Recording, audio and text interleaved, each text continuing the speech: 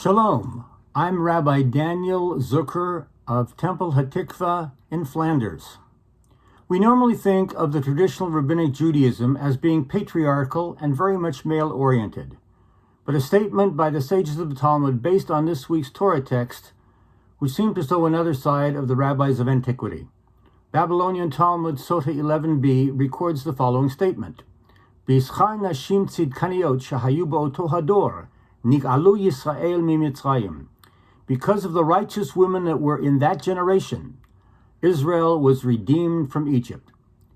We see that women both play a role in the salvation of Israel and dominate the story, playing crucial parts in the unfolding drama of Israel's rescue and redemption. It's the God-fearing midwives, Shifra and Puah, that refused to fulfill the command of Pharaoh to slay the male babies. The Midrash says that the reaction of the Israelite leadership to Pharaoh's harsh decree was to forbid further procreation. Our sages teach us that the Israelite women refused to abide by this decision, and that led by Miriam, they mounted a campaign to get the leaders to reverse their decision. Miriam is reported to have said to her father Amram, "Abba, your decree is more severe than Pharaoh's, because Pharaoh decreed only against the males, while you decreed against males and females. Pharaoh only decreed concerning this world, whereas you decreed concerning this world and the world to come." Fortunately, Miriam's logic was enough to win the day, and so Amram and his fellows reversed their decision and returned to their wives, and Hebrew family life once again resumed itself. Next, in the story of baby Moses in the basket in the reeds of the Nile, it's the baby's mother, Yocheved, and his sister Miriam, who saved him through the agency of another woman, Pharaoh's daughter, whom the rabbis named Batya. Now there's a good Hebrew name. According to her, the status of a Gioret Tzedek, a Jew by choice. Pharaoh's daughter, Batya, saves the baby and adopts him as her own child, and is she who names him Moses. Miriam guarantees the plan's success, for she promptly brings Yocheved to act as wet nurse, having convinced Pharaoh's daughter to hire a Hebrew nurse for the child.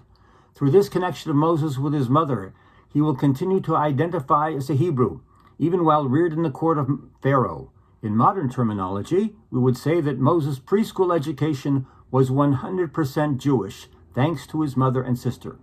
Finally, it's Jethro's 7 daughters that bring Moses to their father, who allows Moses to marry one of them, Zipporah, beginning his career as a shepherd. In the course of caring for his father-in-law's sheep, Moses encounters the burning bush, and the rest, of course, is history. But overlooked and forgotten is the fact that it's his wife, Zipporah, who saves Moses from an attack by God. When on their way back to Egypt, she realizes that God's anger concerns the lack of circumcision of their son Gershom. It is Zipporah who, in the first recorded case of Mohelet, circumcises their son and assuages the divine wrath. Although women are generally left in the background within the text of the Torah, it should be clear that at crucial junctures in our history, it's the women of Israel who take charge and assure the continuity of our people. No wonder that our rabbinic sages recognized this fact when they said that on account of the righteous women that were in that generation, Israel was redeemed from Egypt. May their memories be a blessing to us and serve to inspire us, their progeny, both women and men, to the service of our people. Thank you.